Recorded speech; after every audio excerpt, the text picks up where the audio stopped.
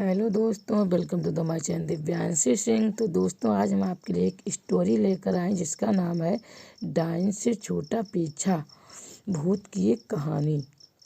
एक कहानी एक ऐसी है जो कि हमें हमारा दिल दहला देगी। तो प्लीज़ हमारी कहानी को ज़रूर सुने, पूरी सुने और चैनल को लाइक एंड सब्सक्राइब करें।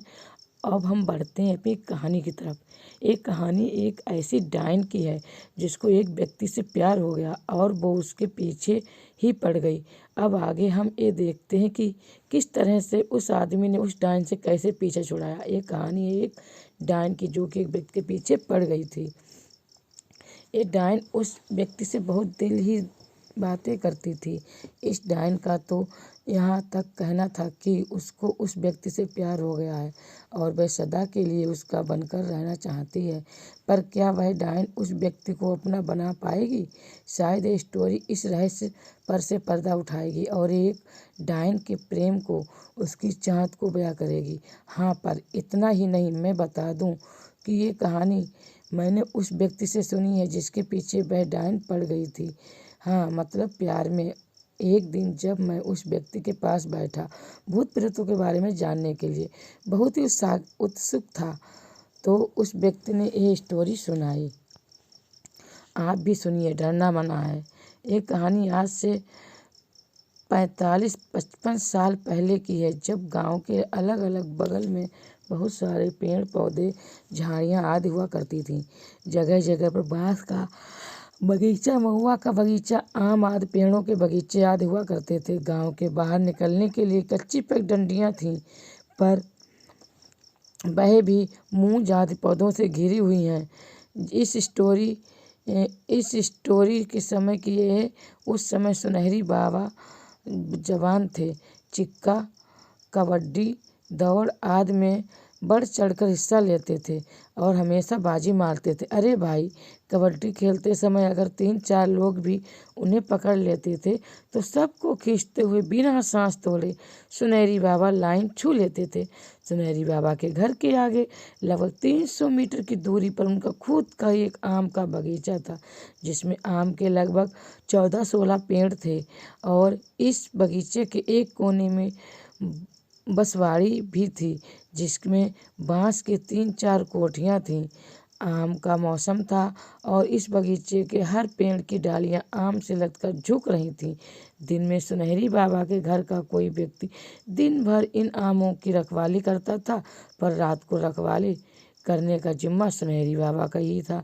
रात होते ही सुनहरी बाबा खाने के बाद अपना बिस्तर और बस खटिया उठाते हैं और सोने के लिए इस आम के बगीचे में चले जाते थे। एक रात सुनहरी बाबा बगीचे में अपनी बस खटिया पर सोए हुए थे, तभी उनको बसवाड़ी की तरफ कुछ आहट सुनाई दी। सुनहरी बाबा तो अग जग गए। खाट पर पड़े पड़े ही अपनी नज़र बसवाड़ी की तरफ घुमा दिए। उसको बसवाड़ी के कुछ बांस हिलते हुए नजर आ रहे थे, पर हवा न बहने की वजह से उनको लगा कि कोई जानवर बांसों में घुसकर अपने शरीर को रगड़ रहा होगा और शायद इसकी वजह से ये बांस हिल रहे हैं। इसके बाद सुनहरी बाबा उठकर खाट पर ही बैठ गए और अपनी लाठी संभाल लिए। अभी सुनहरी बाबा कुछ बोले इसके पहले ही उन्हें बसवाड़ी में से एक औरत निकलती हुई दिखाई दी। उस औरत को देखते ही सुनहरी बाबा की सांसें तेज हो गईं और वे लगे सोचने कि इतनी रात को कोई औरत इस बसवाड़ी में क्या कर रही है, जरूर कुछ गड़बड़ है।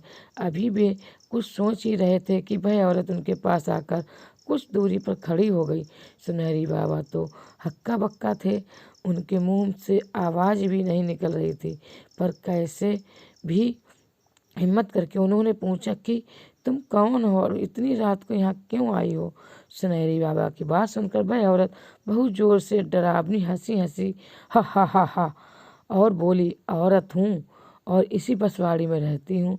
बहुत दिनों से मैं तुमको यहाँ सोते हुए देख रही हूँ और धीरे धीरे मुझे अब तुमसे प्यार हो गया है। मैं सदा तुम्हारी होकर रहना चाहती हूँ। सुनहरी बाबा को अब ये समझते देर नहीं लगी कि ये तो वही डायन है जिसके बारे में लोग बताते हैं कि इस बगीचे में बहुत साल पहले घुमक्कड़ मदारी परिवार आकर लगभग 3-4 महीने रहा था और एक दिन कुछ लोगों ने उस मदारी परिवार की 12 साल की बालकी को इसी बसवाड़ी में मारा पाया था और मदारी परिवार वहाँ से अपना बोरिया बिस्तर लेकर नरादर था। सुनहरी बाबा अब धीरे धीरे अपने डर पर काबू पा चुके थे और उस डायन से बोले कि तुम ठहरी मरी हुई आत्मा और मैं जीता जागता, तुम बताओ मैं तुमको कैसे अपना सकता हूँ। सुनहरी बाबा की बात सुनकर वह डायन थोड़ा गुस्से में बोली कि मैं कुछ नहीं जानती, अगर तुम मुझे ठुकराओगे तो मैं तुमको मार डालूंगी। अब सुनहरी बाबा कुछ बोले तो नहीं, पर धीरे धीरे हनुमान चालीसा पढ़ने लगे। वह डायन धीरे धीरे पीछे हटने लगी, पर सुनहरी बाबा को चेतावनी भी दे दी गई। इस घटना के बाद तो सुनहरी बाबा की नींद ही उड़ गई और वे अपनी बसखटिया उठाए घर चले गए। दूसरे दिन रात को सुनहरी बाबा ने बगीचे में न सोने के लिए बहाना बनाया और घर के बाहर दरवाजे पर ही सो गए। अरे एक क्या रात को उनकी अचानक नींद खुली। सुनहरी बाबा फौरन जग गए और उस औरत से लगे पूछने कि कौन हो तुम। वह औरत डरावनी हंसी हा हा हा हा हा और बोली कि रात वाली ही हूँ, तुम मुझसे पीछा नहीं छुड़ा सकते। अब प्रतिदिन रात को वह डायन सुनहरी बाबा के पास आने लगी और सुनहरी बाबा चाहते हुए भी कुछ ना कर सके। इस घटना को चलते 20-25 दिन बीत गए। अब सुनहरी बाबा में पहले वाली ताकत नहीं रही, वे बहुत ही कमज़ोर हो गए थे। उनके घरवाले ये समझ नहीं पा रहे थे कि आखिर इनको क्या हो गया है, एक हट्टा कट्टा आदमी इतना कमज़ोर कैसे हो गया। घर वालों ने सुनहरी बाबा से बहुत बार पूछा कि उन्हें क्या हो गया है, पर वे लोक लाज के डर से कुछ नहीं बताते थे। कई डॉक्टरों को दिखाया गया, पर सुनहरी बाबा की हालत में कोई सुधार नजर नहीं आया। उस रात सुनहरी बाबा के साथ एक चमत्कार हुआ और वह चमत्कार यह था कि वह डायन उनके पास नहीं आई। सुबह सुनहरी बाबा जगे तो बहुत खुश थे, उनको लग रहा था वह डायन उनके पास नहीं आई। सुनहरी बाबा की नींद खुल गई और वे उठकर बैठ गए। वह कागज किसी अखबार का भाग था और उसमें हनुमान यंत्र बना हुआ था। अब सुनहरी बाबा समझ चुके थे कि हनुमान जी की वजह से उसे इस दुष्ट डायन से पीछा छूट गया था।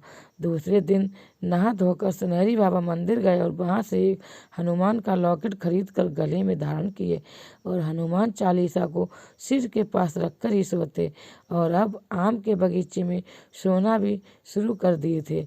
हाँ, पर वे जब भी अकेले सुनसान में उस बसवाड़ी की तरफ जाते थे, उस डायन को रोता हुआ ही पाते थे। वह डायन सुनहरी बाबा से अपने प्यार की भीख मांगते हुए गिड़गिड़ाती रहती। उस गांव के लोग डायन से बहुत ज़्यादा डरते थे। उन्हें ऐसा लगता था कि अगर वह डायन हमारे सामने आ गई तो वह हमें नुकसान पहुंचा सकती है। उन्होंने अभी तक डायन को देखा नहीं था, लेकिन उन्होंने उस डायन के बारे में बातें सुनी थीं, जिसकी वजह से वह डायन से बहुत ज़्यादा डरे हुए थे। रात के समय में गांव वाले बाहर नहीं निकला करते, तो उन्हें लगता था कि यह रात के समय में डायन गांव के बाहर घूमती रहती है और अपने शिकार की तलाश में रहती है। इसीलिए वे बहुत ज़्यादा डरे हुए थे। एक दिन उस गांव में एक लड़का शहर से आया हुआ था। वह किसी से मिलने आया था, लेकिन लेट हो जाने की वजह से वह गांव में ही रुक गया और उसे भी पता चला कि रात के समय में डायन बाहर घूमती है। उसने जब ये सुना तो शायद उसे इस बात पर यकीन नहीं हुआ, क्योंकि वह शहर से आया था। उसे इन सभी बातों पर विश्वास नहीं होता था। वह लड़का सभी लोगों की बातें सुन चुका था, लेकिन उसे लगता है कि अगर ये लोग ऐसे ही डरते रहे तो जीवन में हमेशा परेशान रहेंगे। इसीलिए हमें सच का पता लगाना होगा। हमें यह बात भी जाननी नहीं होगी कि डायन कौन है और ये कैसे परेशान करती है, जबकि लोगों ने अभी तक भी डायन को देखा नहीं था। इसीलिए सभी लोगों से उस लड़के ने कहा कि हमें रात के समय में बाहर निकल कर देखना चाहिए कि वह डायन किसे नज़र आती है। यह बात सुनकर गांव वाले घबरा गए और कहने लगे कि हमें तुम्हारी बात नहीं माननी है, क्योंकि हमें ऐसा लगता है कि हम तुम्हारी बात मानेंगे तो किसी भी समस्या में आसानी से पड़ सकते हैं। इसीलिए हम इस समस्या से दूर रहना चाहते हैं। वह गांव वाले अपनी जगह पर बिल्कुल ठीक थे, क्योंकि कोई भी जानबूझकर समस्या में नहीं पड़ना चाहता है। लेकिन वह लड़का कहता है कि मुझे इस बात से कोई फर्क नहीं पड़ता। आज मैं गांव में घूम लूँगा और इस बारे में पता लगा लूँगा। उसके बाद ही आप लोगों को समझा सकता हूँ कि यहाँ कोई समस्या नहीं है जिससे आप लोग घबरा रहे हैं।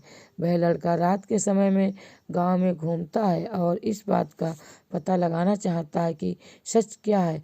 वह नहीं जानता है कि लोग इस बात को क्यों मानते हैं, लेकिन वह देखना चाहता है कि क्या सच में कोई डायन यहाँ पर रहती है। जब वह लड़का घूम रहा था तभी उसे डायन भी दिखाई दी, जिसको आसानी से देखा जा सकता था, लेकिन उसे पहचाना नहीं जा सकता था। जब वह पास आने लगे तो वह लड़का बहुत ज़्यादा घबरा गया। उसे भी यकीन हो गया शायद वह लोग सच कह रहे थे, यहाँ पर एक डायन रहती है। उसके बाद वह घर वापस चला गया जिनके पास मिलने गया था। उसके बाद उसने सारी बातें बताईं। तभी लोगों ने कहा कि हमने तुम्हें पहले ही बताया था कि यहाँ पर मुसीबत है, तो रात के समय में निकलना नहीं चाहिए। तुम आसानी से बच गए, यही बहुत है।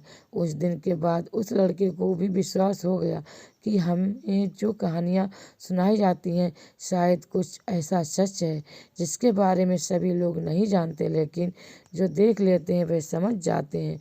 तो दोस्तों, आपको हमारी कहानी कैसी लगी है? अगर हमारी कहानी अच्छी लग रही है तो प्लीज़ हमारे चैनल को लाइक करें, सब्सक्राइब करें और हमारी सुनते रहिए हमारा channel Divyanshi Singh. Thank you दोस्तों।